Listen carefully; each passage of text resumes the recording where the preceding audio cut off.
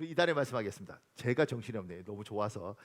자, 이달의 말씀하겠습니다. 하나님이 세상을 이처럼 사랑하사 독생자를 주셨으니 하나님이 세상을 이처럼 사랑하사 독생자를 주셨으니 이는 그를 믿는 자마다 멸망하지 않고 영생을 얻게 하려 하심이라. 이는 그를 믿는 자마다 멸망하지 않고 영생을 얻게 하려 하심이라. 요한복음 3장 16절 말씀. 요한복음 3장 16절 말씀. 우리의 기도하겠습니다. 하나님이 저를 이처럼 사랑하사 독생자 예수님의 목숨까지 내어 주셔서 감사합니다. 하나님이 저를 이처럼 사랑하사 독생자 예수님의 목숨까지 내어 주셔서 감사합니다. 예수님을 나의 하나님, 나의 주인으로 믿는 제가 예수님을 나의 하나님, 나의 주인으로 믿는 제가 이 세상에서 생명력 넘치는 삶을 살다가 저 세상에서 천국의 영원한 삶을 살게 하옵소서. 이 세상에서 생명력 넘치는 삶을 살다가 저 세상에서 천국의 영원한 삶을 살게 하옵소서. 예수님의 이름으로 기도합니다. 예수님의 이름으로 기도합니다. 하나님 우리 기도 들으신 줄 믿습니다. 아멘. 아멘. 감사합니다.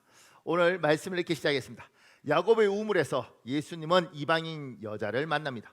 이 여인은 남편을 5번이나 바꾼 여인입니다. 지금 6번째 남편과 살고 있는 사연 많은 여인입니다. 이 여인과 예수님은 예배에 관하여 대화를 나눕니다.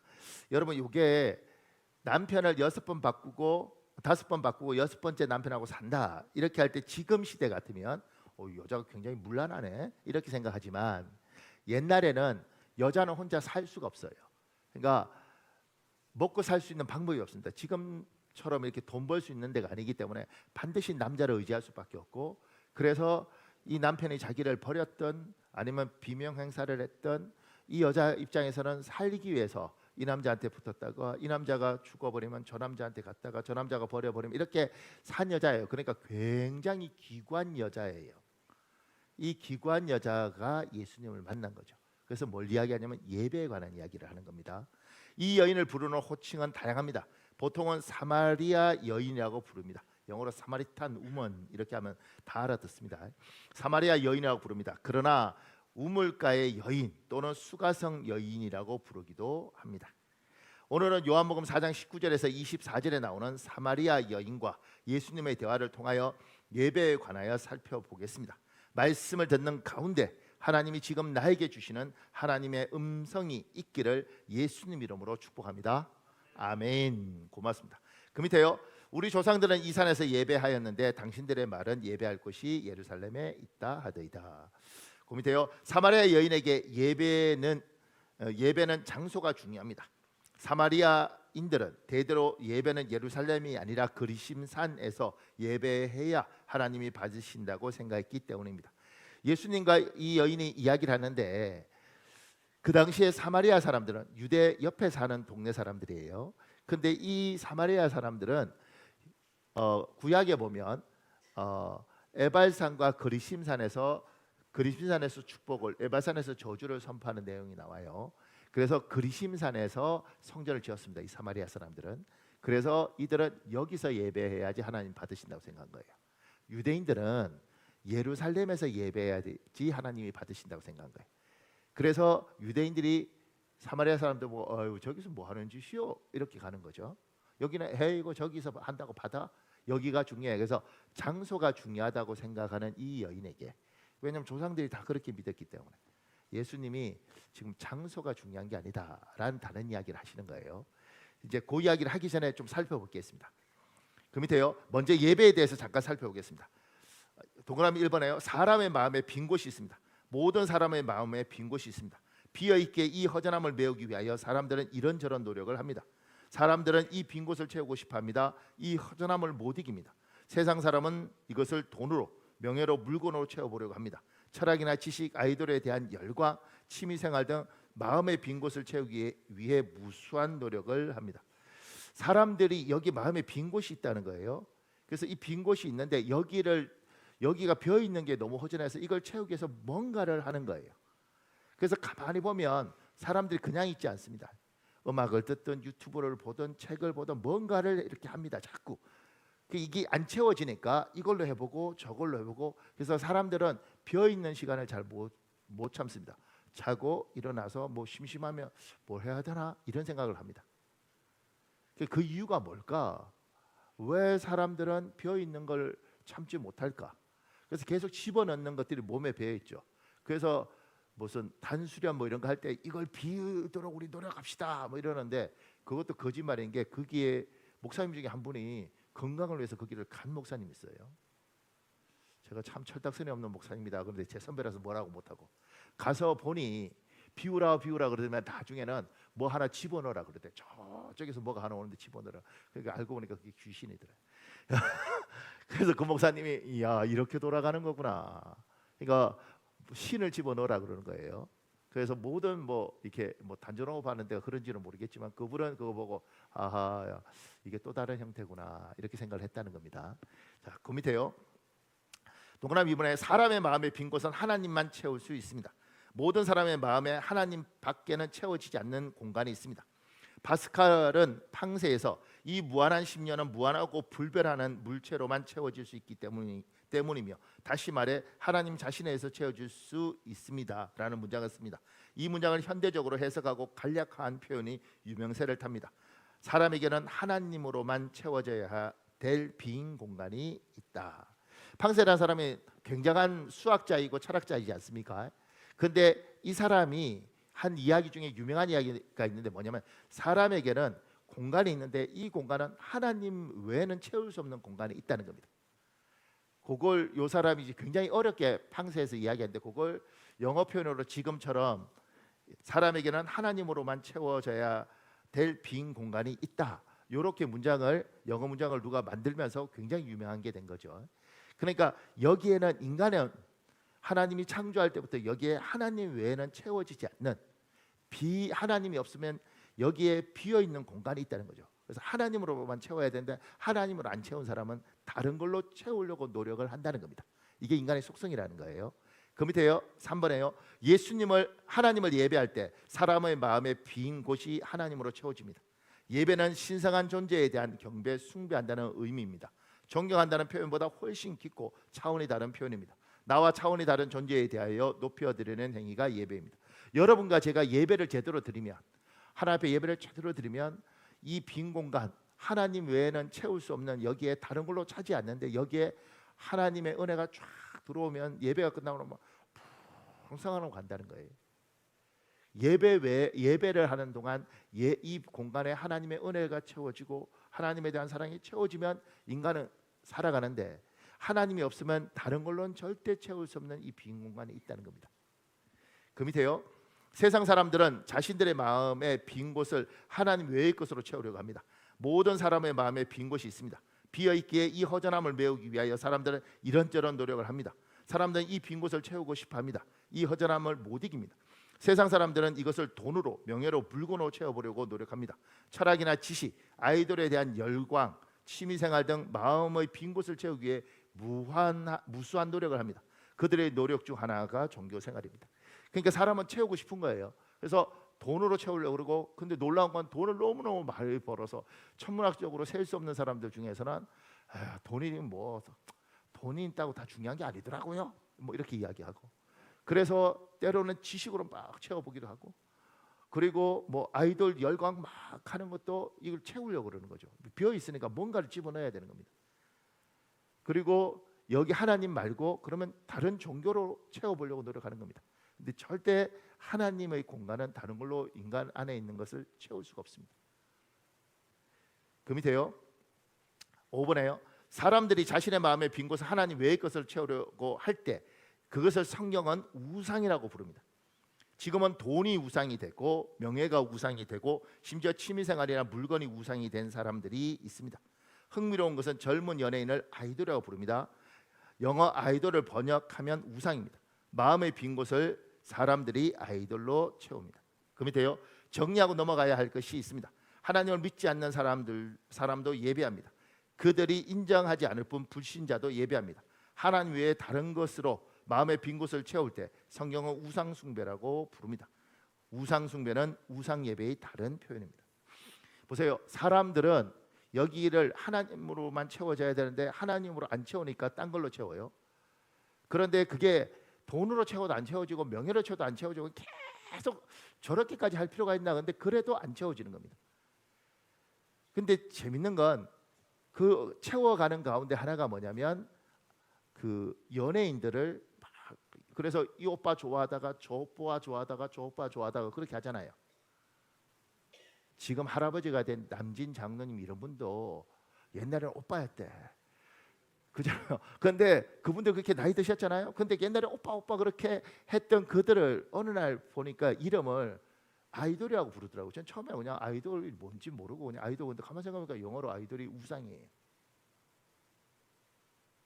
그래서 이 우상, 내 마음에 하나님 말고 다른 걸로 채우면 그게 다 우상인데, 이 연예인들도 우상이더라고요. 그 아이돌 영어 뜻이 우상이거든요. 그러니까 이걸로 채우려고 그런 거예요. 근데 참 신기한 건 하나님 외에는 여기 안 차기 때문에 이 아이돌을 바꿔갑니다. 그러니까 저는 제가 아는 아이돌은 핑클? 왜 핑클을 아느냐면 우리 신학대학원 교수 중에 성률이 아버지가 있었습니다. 그래서 그때는 몰랐죠. 이제 그 사람들 청률인가 뭔가 데뷔해갖고 이렇게 할 때 우리는 이제 공부하기도 바쁘고 이래서 그런 걸 못 봤어요. 근데 성률이 아버지라네. 교수님이 지금 딸 매니저 한다고 강의를 안 한다네. 뭐 이러시는 거예요. 그래서 뭐야? 이렇게 그러니까 그게 핑클이었던 거죠. 핑클. 그래서 그때 애들이 뭐 언니 누나 뭐 이러고 하던 그 사람들이 다 아줌마입니다. 지금 중년입니다. 40대 중반들이 됐습니다. 그러니까 핑클 빼고 소녀시대 채우고, 소녀시대도 늙었는가 보죠. 소녀시대 빼고 뭐 이름들이 하여튼 모르겠어요. 뭐 굉장히 많다. 이렇게 채우는 겁니다. 그러니까 우상이라는 게 내가 필요하면 갖다 넣었다가 비우는 거죠. 그래서 이걸로 채워봐도 안 되고 이걸로 채워봐도 안 되고 이걸로 채워봐도 안 되는 거예요. 안 찹니다, 인간은. 그리고 또 이를테면 취미 같은 경우도 누구는 이렇게 해서 그 자전거로 취미하다가 그거가 안 되면 산악 자전거로 했다가 그거 안 되면 오토바이로 했다가 뭐 이렇게 채워보는데, 여기는 하나님 외에는 채울 수 없기 때문에 결코 채워지지 않는 겁니다. 많은 사람들이 하나님으로 채우기 싫고 다른 걸로 채워보려고 이걸로 저걸로 바꿔보다가 그렇게 시간을 허비하고 그렇게 낭비하지만 결국 차지 않아요. 근데 우리는 하나님으로 채우는 겁니다. 언제 채우냐면 이렇게 예배하면서, 예배가 제대로 성공적인 예배, 승리하는 예배, 이렇게 표현하는 게 맞는지 모르지만 우리가 보통 이렇게 표현하는데, 이렇게 되면 예배가 다 끝나고 나면 여기에 가득 차고 충만함이 있고 뿌듯함이 있고, 그래서 어디 가도 여기가 따뜻한 그것이 있습니다. 근데 지금 시대는 이게 쉽지 않아요. 예배를 그냥 머리로 드리고, 예배를 그냥 드리고 예배 끝나고 나면 예배 드렸다 이렇게 만족하고 오는 건데, 그게 아니라 정말 하늘에 주시는 은혜로 여기가 푸릇하고, 자고 일어나면 여기가 충만하고 이런 것들. 그래서 이렇게 은혜가 있는 사람들은 노름도 안 하고, 이렇게 은혜가 있는 사람은 바람도 안 피우고, 이렇게 은혜가 있는 사람은 딴짓도 안 합니다. 왜냐하면 여기가 따뜻하니까 그렇게 다른 걸로 채울 필요가 없는 겁니다. 이게 없는 사람들이 술로 채우든 담배로 채우든 마약으로 채우든 그렇게 채우는 겁니다. 비어 있으니까. 은혜가 너무 차면 딴 걸로 안 해도 뿌듯합니다. 예배는 뭐냐? 하나님의 은혜를 여기에 가득 채우는, 이 공간을 채우는 걸 예배라고 합니다. 오늘 예배 가운데 여러분의 이 심령이 가득 은혜로 채워지길 예수님 이름으로 축복합니다. 고맙습니다. 그 밑에요. 아버지께 참되게 예배하는 자들은 영과 진리로 예배할 때가 오나니. 예배 장소가 중요하다는 사마리아 여인에게 예수님은 예배 장소가 중요한 것이 아니라 누구에게 어떻게 예배하느냐가 중요하다고 답변합니다. 그 밑에요. 우리는 누구에게 예배하는가? 우리의 예배 대상은 아버지입니다. 요한복음 4장 21절에 있습니다. 여러분 읽어볼래요? 시작. 예수께서 이르시되 여자여 내 말을 믿으라. 이 산에서도 말고 예루살렘에서도 말고 너희가 아버지께 예배할 때가 이르리라. 그 밑에요. 우리의 예배 대상이 여호와 하나님이 맞습니다. 우리의 예배 대상이 주님이 맞습니다. 그런데 예수님은 여호와 하나님이나 주님보다 아버지라는 단어를 사용합니다. 예수님은 왜 하나님을 지칭하는 많은 단어 중에 아버지라는 단어를 사용합니까? 우리가 예배하는 분을 아버지라고 부르는 것이 왜 중요합니까? 주님은 이 여인에게 아버지께 예배한다고 이야기해요. 다른 용어도 많을 텐데 왜 이 용어를 굳이 쓰는가? 그 밑에요. 예배 가운데 하나님을 아버지라고 부르는 것은 예배자인 여러분과 제가 누구인지 잘 보여주는 것입니다. 창조자 하나님께 예배하라면 우리의 신분은 피조물입니다. 주님께 예배하라면 우리의 신분은 종입니다. 하나님 아버지께 예배하라면 우리의 신분은 하나님의 자녀입니다. 하나님의 아들과 딸입니다. 그 밑에요. 세상의 어느 종교도 아버지께 예배하는 종교는 없습니다. 예배는 우리의 신분을 확인시켜주는 아주 중요한 일입니다. 예배는 낮은 자존감을 회복시킵니다. 예배는 지친 우리 인생에 활력을 줍니다. 세상의 어느 종교도 아버지께 예배하는 종교는 없습니다. 제가 우리 아들 셋 집합시켜놓고 앞으로 아버지를 예배하도록 해라. 그 순간 애들이 아하, 우리 아버지가 인생이 많이 힘드신가 보다. 아버지께 예배하라는 종교는 없습니다. 그런데 우리는 아버지께 예배하라 그럽니다. 하나님 앞에서 아버지 부르는 순간 내가 누군지 확인이 되는 겁니다. 그래서 예배는 우리의 신분을 확인하는 겁니다. 예배하는 순간 아버지, 그 순간 내가 하나님의 아들이 되고 하나님의 딸이 되는 겁니다. 내가 세상에 돈 없다고 무시받고 지쳐서 예배당에 와서 아버지 부르는 순간 돈이 있고 없고는 그 다른 문제고 나는 하나님의 아들이고 하나님의 딸인 겁니다. 니들이 뭐라고 부르든 간에 내 신분은 그건 거예요. 저는 저희 아버님이 늘 뭐 밥그릇에 63대 손인지 뭐 잘 모르겠습니다. 어디서 족보 하나 구해 오셔서 우리 밀양박씨 박격끝에 뼈다구 있는 집안 이렇게 했는데 그거 갖고도 그분 그렇게 자부심 가지고 살다가 천국 가셨는데 그거 말고 하나님 당신이 내 아버지입니다. 저들이 나를 못 배웠다고 무시하고 돈 없다고 무시하고 사실 나가 봐도 내 인생 서러운데 그런데 하나님 당신이 내 아버지입니다. 망한 나라 왕자도 왕자예요. 그 신분이 남들이 뭐래도 자기가 누군지 아는 거죠. 지금 여러분과 제가 이렇게 예배하는 이것이 우리가 누군지 확인하는 겁니다. 그래서 예배를 잘 드리고 은혜가 있으면 세상이 뭐래도 내가 세상을 이길 것 같아요. 왜냐하면 하나님 내 편이야. 니들 다 죽었어. 내한테 그랬지. 내가 나쁘고 치사하고 그래서 연단 받으면 할 수 없지만 하나님 앞에 내가 최선을 다해서 하나님 뜻대로 살았는데 니들 내한테 그랬지. 내가 입 다물고 내가 기도하지만 내 아버지께서 결코 니들 용서하지 않을 거야.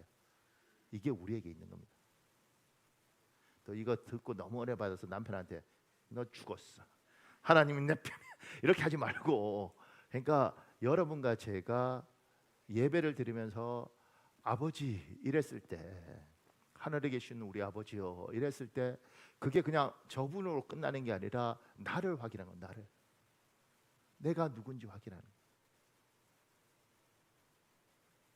사랑하는 여러분, 여러분의 하나님의 아들이고 딸이심을 믿어지는 복이 있길 예수님 이름으로 축복합니다.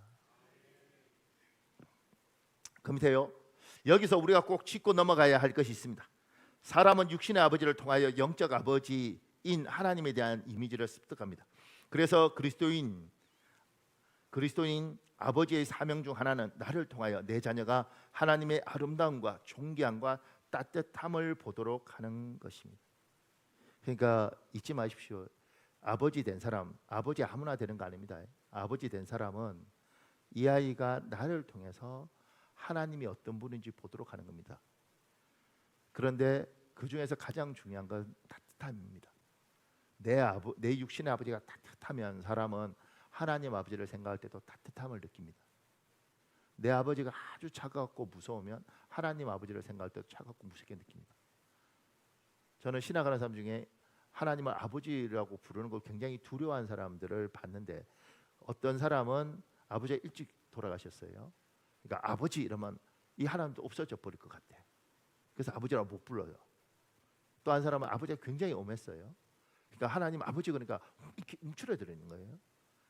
그러니까 육신의 아버지가 해야 될 큰 사명 중에 하나가 나를 통해서 이 아이가 하나님을 보는데 따뜻한 하나님, 참 귀하고 존귀하고 은혜가 있는 하나님의 모습이 나를 통해서 비춰져서 아버지 품에 가면 그래도 내 아버지는 끌어안아 주시는 아버지다.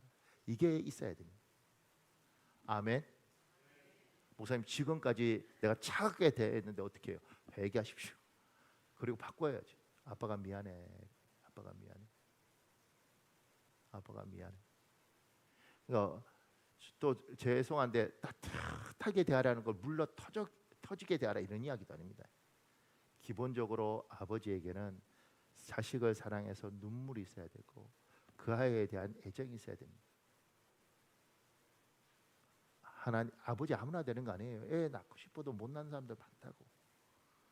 아버지가 됐으면 그 책무를 다해라. 그 책무를 다해라. 목사님 저도 상처받고 저도 사랑 못 받았는데 그건 그거고 책무를 다해라. 그 밑에요. 그래서 참고로 예배 속에서 하나님 아버지의 부성애를 느끼는 예배가 되어야 합니다. 예전이라고 부르는 예배 형식도 중요하고 격식도 의미 있습니다. 그것보다 훨씬 중요한 것은 예배 가운데 아버지의 품을 느끼게 해주는 것입니다. 그러니까 우리 교회 예배는 약간 좀 달라요. 그래서 다른 데 온 사람들이 이래요. 그래서 옛날에 감리교 목사님 한 분이 저하고 이야기하다가 목사님 교회는 예전이 없네 딱 이러더라고요. 예전이라는 건 예배의 모범적인 규례가 있습니다. 그래서 교동문하고 뭐 이렇게 일어섰다 앉았다 하고 이렇게. 지금 같으면 목사님 제가 부족하고 그래서 그러죠 뭐 이러고 그냥 가만히 있었을 텐데 그때는 어려서 내 대학원 전공이 뭔지 아세요? 예배학이에요. 예배학. 그 다음부터 연락 안 오죠. 그러니까 그때는 철딱서니가 없어서 그러니까 근데 저는 예전 이런 거 다 중요한데 그거보다 예배 안에서 굉장히 따뜻함. 그 중에 하나가 여러분이라는 거 아세요? 여러분이 조금 전에 이렇게 서로 인사하고 이럴 때 그때 이렇게 웃어주는 그 웃음 속에서도 사람은 하나님 은혜를 느낍니다. 그러니까 우리 예배는 좀 따뜻했으면 좋겠다.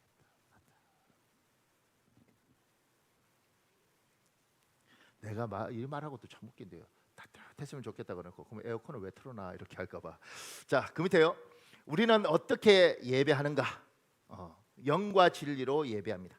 우리 요한복음 4장 23절 세 번역 있습니다. 여러분 읽어볼래요? 시작. 하나님은 영이시다. 그러므로 하나님께 예배를 드리는 사람은 영과 진리로 예배를 드려야 한다.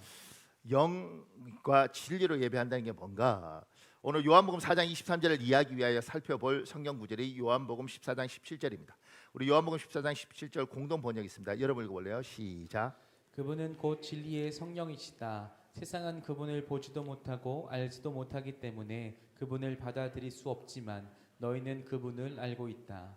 그분이 너희와 함께 사시며 너희 안에 계시기 때문이다. 그러니까 예배를 사마리아 여인은 어디서 예배드리냐가 중요한데 예수님은 뭐라고 이야기하면 어떻게 예배드리냐가 중요하다는 거예요. 어떻게 예배드리냐가 중요하냐면 영 안에서 성령 안에서 진리 안에서 그러니까 너희가 예배할 때 성령 안에서 진리 안에서 예배라.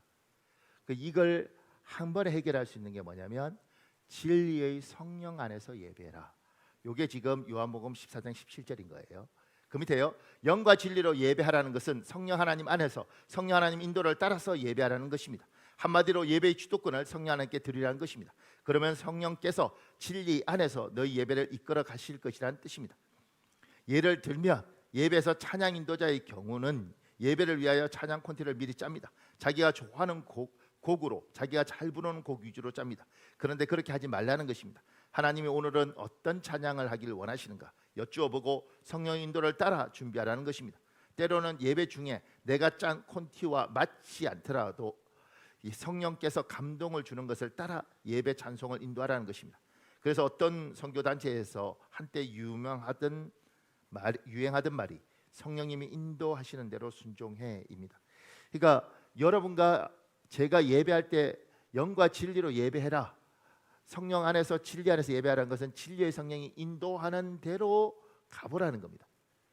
그러니까 우리가 틀 딱 짜놓고 여기에 맞춰서 이렇게 하지 말고 하나님이 어떻게 인도해 가는가, 성령이 어떻게 인도해 가는가 기도하면서 준비하고 예배하면서도 하나님 뜻을 찾는 겁니다. 그러면 때로는 조금 우리가 생각하는 거하고 다를 수 있지만 놀라운 일이 있습니다. 보세요. 제가 참 복을 많이 받아서 좋은 일들이 많았는데 제가 전도한 한의사가 있습니다. 미국에서 그런 건데 전도한 한의사가 있고 전도에서 예수를 믿고 얘를 제가 성경 공부를 가르쳤습니다. 1대1 성경 제자양과 성경 공부를 가르쳤습니다. 그렇게 해서 제가 다니던 교회에 얘를 데리고 갔습니다. 그런데 그 교회는 한 2,500명쯤 돼요. 근데 그 교회를 데려갔는데 그 교회에 어떤 일이 있었냐면 그때가 부흥회를 할 때였어요. 부흥회. 근데 그 부흥 강사로 온 목사님이 특별히 치유 연사가 강한 목사인 거예요. 그러니까 목사마다 이제 전공이 있습니다. 이렇게. 근데 그분은 몸을 치유하는 쪽으로 굉장히 강한 분이에요. 그래서 그날 수요일인가 뭐 그렇게 부흥회 하는 날이었는데 그날 이제 그 친구하고 같이 갔어요. 제가 전도했으니까 부흥회라는 건 생전처럼 부흥회를 가는 거죠. 근데 이 친구는 좀 특이한 게 뭐냐면 이제 한의사니까 저한테 목사님 몸이 안 좋은데 제가 침을 한번 놔드리겠습니다. 그리고 침을 탁 놓고 뭐 이상해요. 그러니까 이렇게 쫙 이러니까 그걸 기를 부르는 거예요. 그러니까 침 놓고 쫙 이렇게 하니까 제 몸이 좀 이상하더라고요. 좀 달라요. 그래서 이게 좀 다른 것 같은데, 그러니까 목사님 다른 사람 침 놓는 거하고 다릅니다. 저는 매일 하루에 2시간씩 태극권을 하고 기를 운영하는 걸 하고 그래서 한의사가 돼서 침을 놓으면서 기를 쫙 넣으면 다른 그냥 침만 놓는 애들하고 전 다릅니다. 이러더라고. 그 한번 해보니까 좀 달라요. 이렇게. 그래서 뭐 참 특별한 애구나 이러고 이제 부흥회를 갔는데 그 부흥회가 그냥 저는 이제 설교하고 그냥 뭐 하나님 낫게 해서 이랬지 그 강사에 대해서 몰랐단 말이에요. 근데 그 강사가 이제 설교를 하고 여러분 성령이 인도하는 대로 하나님이 이끄시는 대로 여러분 몸을 움직이십시오 이러고 이제 하는 거예요. 그러니까 한 400명 뭐 이렇게 아마 집회에 모였는데 그러니까 저쪽에서 막 고개 막 흔들고 팔 들고 누구나 뭐 허리 막 돌리고 이렇게 예배 시간에 그러고 있는 거죠. 이제 설교 다 끝나고 기도할 때 성령이 여러분을 치유하니까 하나님이 인도하시는 놔두세요 이렇게 하니까 막 한 400명이 그래 보세요. 근데 나는 이제 이것보다 더 중요한 게 뭐냐면 이 친구 얼마나 어렵게 전도해서 1대1 했는데 와서 목사님 다 미친 것들입니다. 이러면 어떡해? 그래서 나는 계속 얘가 신경인데 이러고 보는 거예요. 그럼 뭐 복잡하더라고. 이걸 어떻게 해야 되나 중간에 갈 수도 없고 뭐 이렇게 그렇게 해서 한 40분 정도 기도했던 것 같아요. 그리고는 목사님이 이제 예배를 이렇게 마무리를 쫙 하면서 하나님이 치유하신 사람 나오십시오. 그러니까 이제 한 사람 탁 나가면서 예배하고 기도할 때 하나님이 저 어깨를 막 계속 돌리게 하셨는데 제가 어깨가 아팠는데 나 나았습니다. 이렇게 하는 거예요. 또 사람들 나와서 저는 예배할 때 막 하나님의 목을 돌리게 했는데 제가 목 디스크가 있었는데 목이 나은 것 같습니다. 이렇게 말하는 거예요. 그렇게 해서 막 뭐 한두 명이 아니고 수십 명이 하는 거예요. 이렇게. 얘는 치유하는 사람이죠. 보고 있는 거예요. 그래서 이제 얘 차 타고 제가 왔다 갔다 했으니까 차 타고 이제 가면서 조심스럽잖아요. 무슨 생각하는지 모르니까.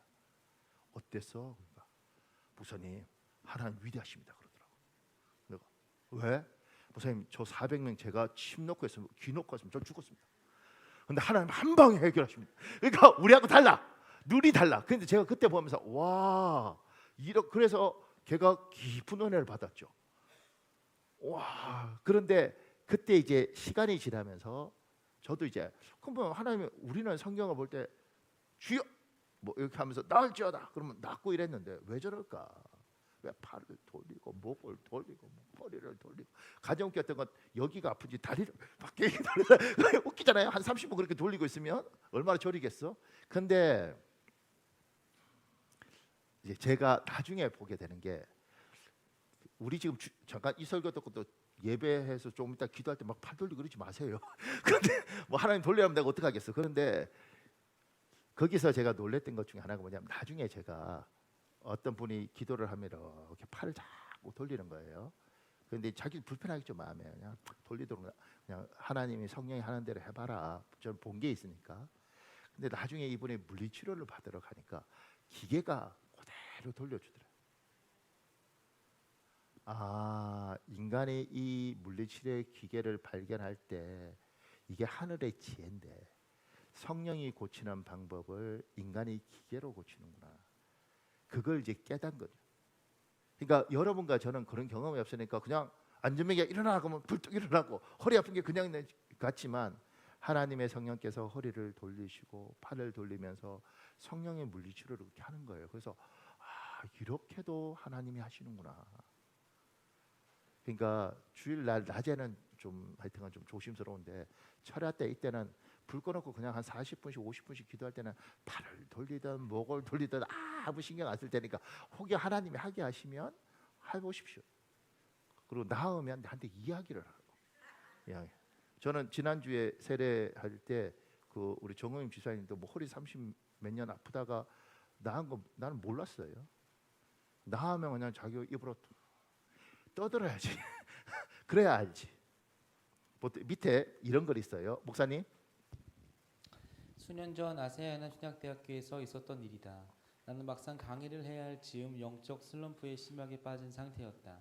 선교단체의 간사나 목사라도 영적 슬럼프에 빠질 때가 있다. 심한 무력감과 미래에 대한 걱정, 자신에 대한 실망감이 나를 누르고 있었다.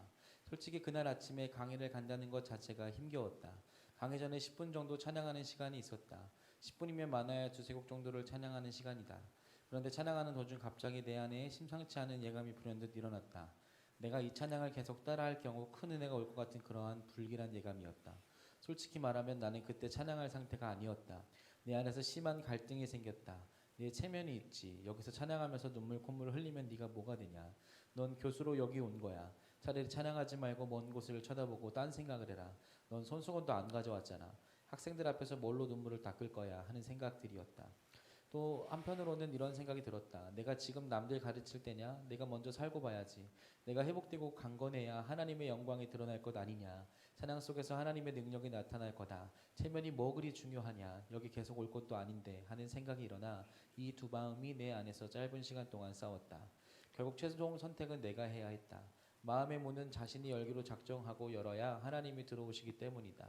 그래서 결국 나는 하나님의 은혜로 마음 문을 열기로 작정했다. 그래서 마음속으로 이런 기도를 하였다. 하나님 아버지, 제가 마음의 문을 엽니다. 제 마음의 문을 엽니다. 제 상태는 지금 심각합니다. 이 상태로 주님 앞에 나아가오니 저를 받으시고 말씀에 약속하신 대로 제 안에 들어와 역사하시옵소서. 만일 제 안이 썩었다면 도려내시고 만일 제 안이 너무 더럽다면 싹 치우시고 새롭게 하옵소서. 그리고는 맨 앞에 앉아서 소리 높여서 두 손을 높여들고 그 찬양을 큰 소리로 따라 불렀다. 그런데 내가 마음을 열어 찬양할 때 놀라운 일을 경험했다. 하나님 아버지가 지금 연약해진 나를 이 찬양을 통해서 고치시는 것을 체험했다. 눈물과 콧물이 한없이 쏟아졌다. 그때 나는 맨 앞에 앉아 있었는데 얼마나 큰 소리로 울면서 찬양했는지 모른다. 그런데 5분 정도 찬양하자 내 안의 모든 응어리와 연약함이 사라졌다. 5분 전의 내 모습과 5분 후의 모습은 너무나 달랐다. 그때 흘러내린 눈물, 콧물로 인해 강의를 시작한 때 창피하기도 했지만 내가 얻은 기쁨에 비하면 그것은 정말 아무것도 아니었다.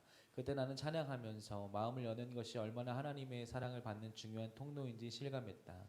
같은 찬양 인도자가 같은 찬양을 인도하는데 어떤 사람은 은혜의 충만에 반응하고 어떤 사람은 처음부터 끝까지 냉랭하게 주의만 살핀다. 왜 그럴까? 마음의 문을 열었느냐 안 열었느냐 차이다. 우리가 마음을 열고 찬양하면 하나님은 그 찬양을 수술시 메스와 같이 사용하셔서 우리의 아픈 부위를 수술하시고 꿰매실 것이다.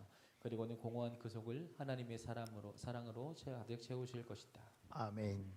그러니까 때로는 예배하다가 막 가슴이 아프고 눈에 눈물이 막 쏟아질 때 누가 보면 어떡하나 그러지 말고 하나님 앞에서 쫙 하면 여기에 있는 엉어리가 쫙 눈물로 나가면서 이 마음이 하나님이 주시는 위로 은혜로 쫙 고쳐지고 채워지는 경우가 있습니다. 근데 이제 우리는 그거 창피하다 그래서 잘 안 하려고 그래요. 근데 하나님 앞에 그냥 맡기는 거죠. 그러면 때로는 8개월 동안 6개월 동안 8개월 동안 주일날 올 때마다 눈이 퉁퉁 붓도록 눈물이 나는 경우도 있습니다. 목사님 그만 울었으면 좋겠습니다. 창피해서 못 살겠습니다. 그런 경우도 있어요. 더 웃긴 건 그러다가 어느 날 눈물이 거쳤는데 한 몇 달 거치면 그래요. 왜 눈에 눈물이 안 날까요? 당신이 눈물 날 때는 뭐라고 그러놓고 또 안 난다고 뭐라고 그러고. 그러니까 이제 하나님이 울게 하실 때는 울고 때로는 하나님 회개하라 그러면 회개하고 그렇게 하나님의 감동대로 예배에 진리의 성령이 와서 이 성령이 진리로 인도하면 따라가라는 겁니다. 아멘. 자, 그 밑에요. 또 하나 이렇게 해석할 수도 있고요. 또 하나는 요한복음 4장 23절을 이해하기 위하여 살펴볼 성경 구절은 요한복음 17장 17절입니다. 요한복음 17장 17절 있습니다. 여러분 읽어볼래요? 시작.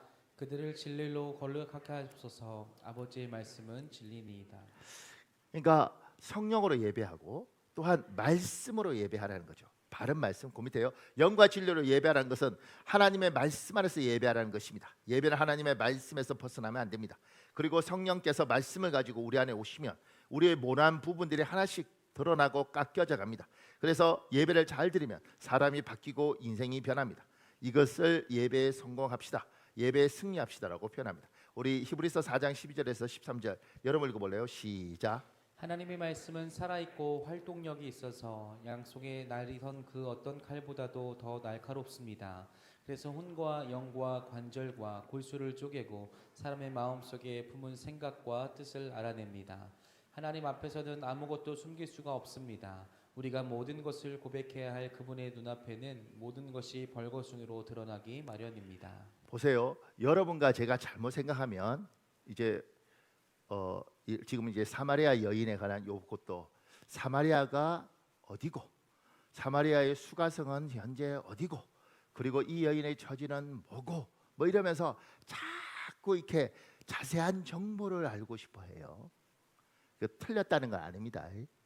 그런데 진리 안에서 예배한다는 것은 하나님의 그런 성경 공부만 하는 것이 아니라 이 성경의 정보를 가지고 하나님이 우리한테 들어올 때 이 하나님의 말씀이 날쌘 검처럼 들어와서 이게 내 안에 있는 생각이라는 걸 쫙 드러내면서 이게 잘못됐고 이건 틀렸고 이쪽이 바르고 여기에 힘을 주고 이러면서 하나님의 말씀 안에서 내가 분해가 되는 겁니다. 그러니까 성경 공부하고 말씀이 진짜 말씀으로 들어오는 거 달라요. 그래서 저 밑에 계셨습니다. 그래서 사도행전 2장 37절에서는 베드로의 설교를 듣던 사람이 마음에 찔려서 형제들아 우리가 어찌할꼬 하고 마음의 변화가 일어납니다. 그러니까 예배를 드리면서 말씀을 듣는데 그 말씀이 이게 그냥 그런 이야기구나 그러니까 들어와서 나 어떡하지? 이렇게 바뀐다는 거예요. 제가요 어제 주례를 썼습니다. 아까 그 부부 주례를 썼는데 이제 부담스러운 거죠. 어떻게 주례를 해야 될까? 축복도 하고 싶고 문제는 이 목사님 아버지가 목회자로서 이제 그 굉장히 중요한 자리에 올라가면서 많은 목사님들이 오는 거예요. 그리고 이제 그 목사님들 중에는 뭐 제가 모르는 사람도 굉장히 많은데 그 사람들 중에는 박현호 목사라는 사람 이야기 이렇게 자꾸 들었는데 여기저기서 그래 어떻게 하는가 보자 이러고 앉아 있을 거라고 생각하는 거예요. 그냥 밥 먹고 갈 수도 있지만 나는 그래서 앉아서 평가하는 거죠. 그 사람들이 주례사를 들으면서 뭐 듣던 대로 사람 괜찮네 이럴 수도 있고 에휴 뭐 소문만 대단하지 뭐 별거 없네 이럴 수도 있고 그러니까 이제 뭐 굉장히 부담스럽더라고요. 신랑 신부도 신경 쓰이는데 그 사람도 더 신경 쓰이는 거죠. 그러면서 하나님 어쨌든 이게 예배인데 또 설교할 수 있는 시간도 좀 있는데 하나님 이렇게 하면서 이제 말씀을 준비하는 거예요. 이거 보세요. 이제 말씀이 뭔지를 이야기하는 거예요. 그냥 그러니까 그때 그 사람들한테 줬던 성경 구절이 뭐냐면 잠언 18장 22절이었어요. 아내를 얻는 자는 복을 얻고 여호와께 은총을 받은 자니라. 그러니까 아내를 얻는 건 하나님이 축복해서 얻는다는 거죠. 그러니까 이 말씀을 보니까 다른 성경 구절이 생각나는 거예요. 잠언 19장 14절에 슬기로운 아내는 여호와께로부터 말미암느니라.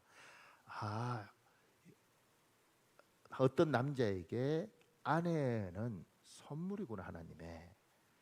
또 어떤 여자에게 남편은 선물이구나. 이렇게 이제 성경이 해석이 되잖아요.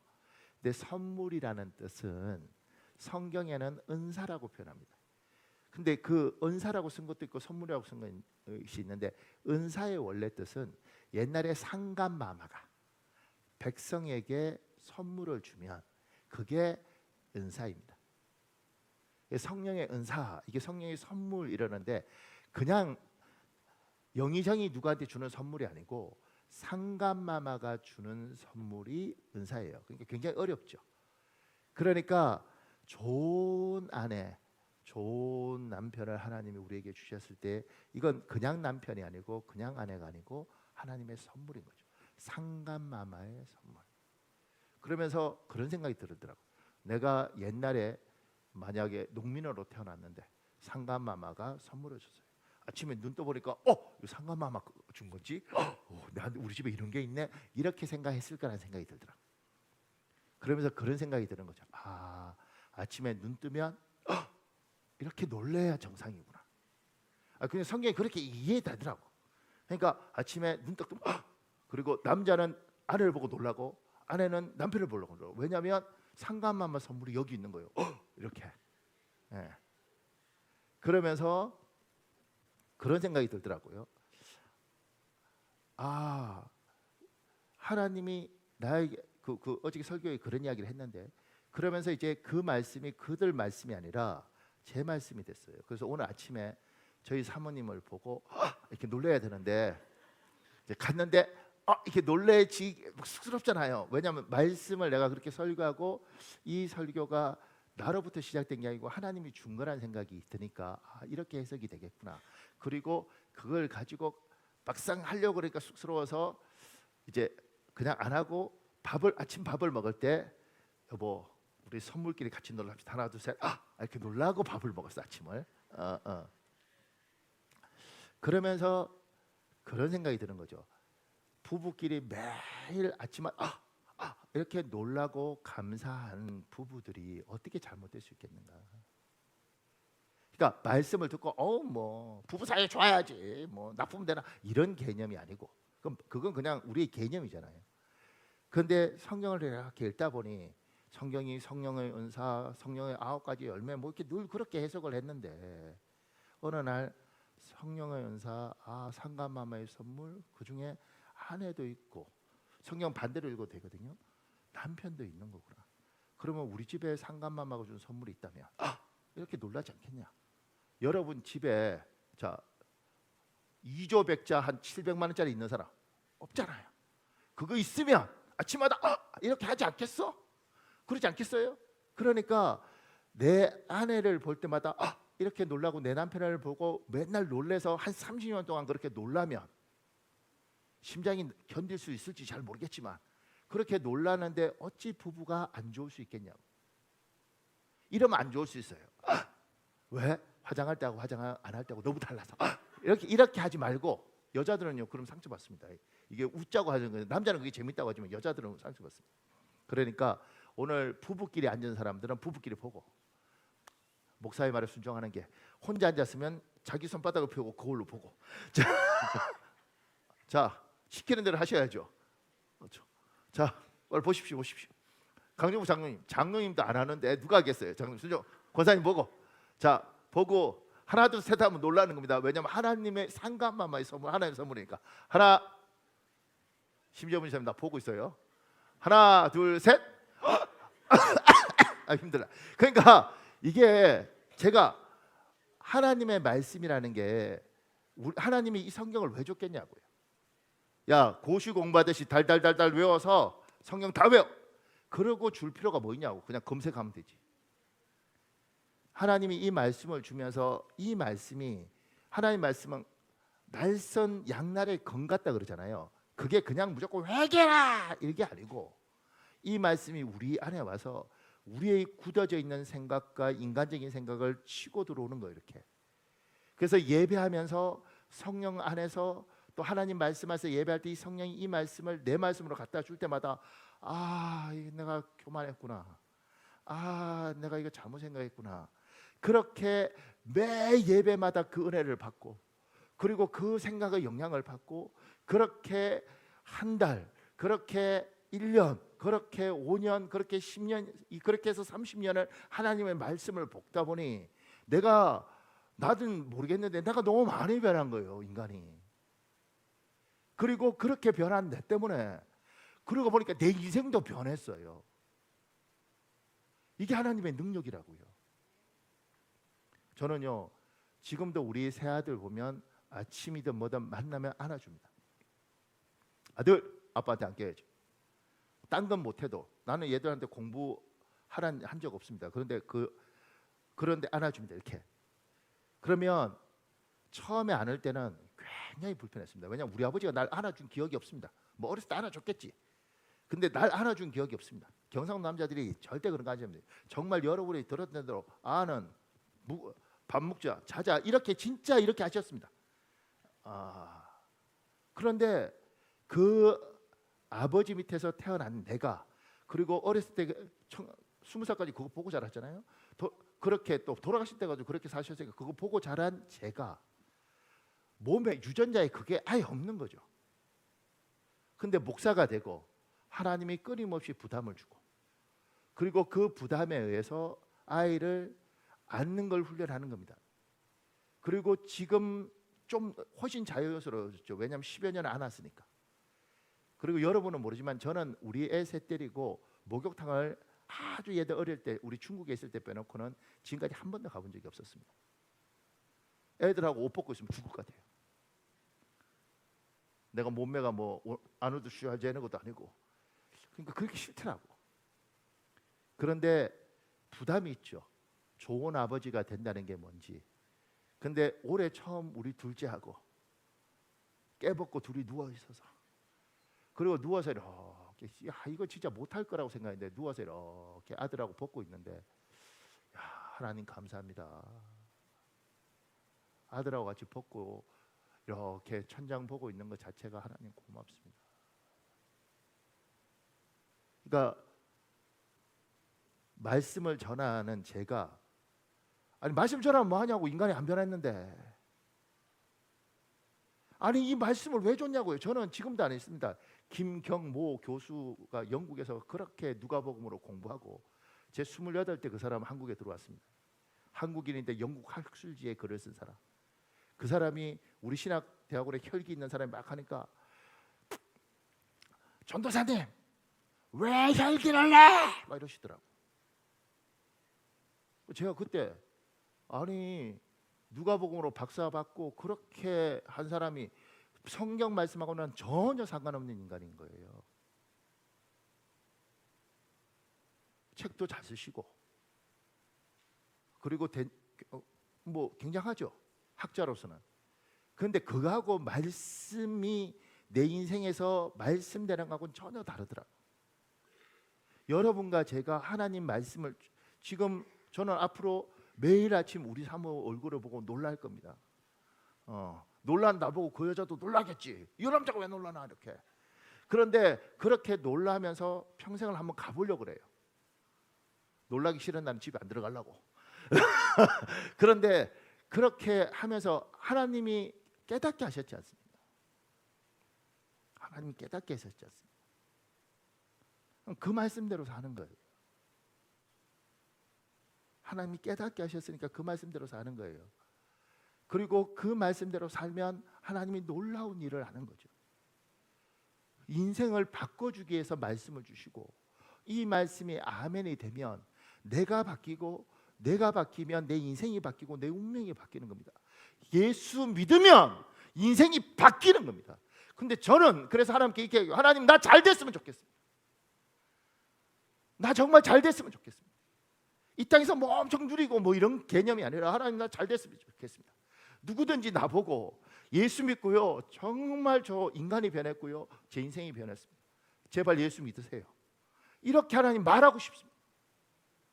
왜 안 바뀌냐면 말씀이 오면 쳐내요. 하나님 말씀만 받아친다고. 용서해라. 미쳤어요? 그러면 안 바뀌는 겁니다. 알기 싫다고요. 싫다고 진짜. 그래도 용서하면 하나님이 애썼다 그래요. 고맙다 그래요. 그렇게 살면 네 인생 내가 책임지겠다 그래요.